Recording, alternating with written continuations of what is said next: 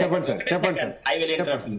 చెప్పండి సార్. ఒకసారి sir, when NTR has become the chief minister, రాష్ట్ర శాసనసభలో on the floor of the house కొంతమంది ఎమ్మెల్యేల గురించి, మంత్రుల గురించి మాట్లాడుతూ కుక్కమూతి పిందెలు అది ఇది అని మాట్లాడినాడు. అప్పటి ప్రతిపక్ష నాయకుడు మదన్ మోహన్ లేచి నిలబడి, because we were all live witness, మేము అంటే కేసీఆర్ గురు సిద్దిపేట ఆయన ఏం చెప్పినాడో తెలుసా? నీవు పార్లమెంటరీ లాంగ్వేజ్ మాట్లాడే పద్ధతి నేర్చుకోండి ముఖ్యమంత్రి గారు, మీకు రాజకీయాలు కొత్త కాబట్టి మీరు ఇట్లా మాట్లాడుతున్నారు.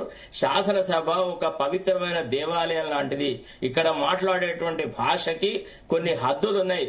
If you want I will donate you one book on parliamentary language అని చెప్పినారు.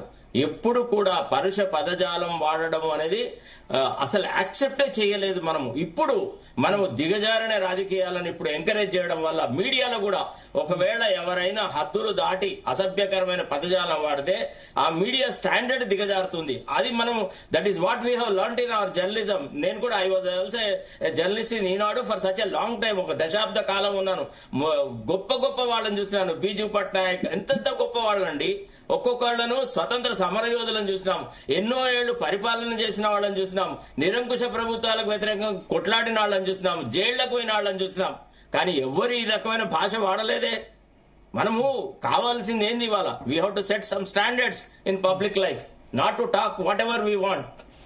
That is not argument, that is not debate. Okay okay Rakesh గారు. ఎస్ సార్, నేను ఏమంటున్నా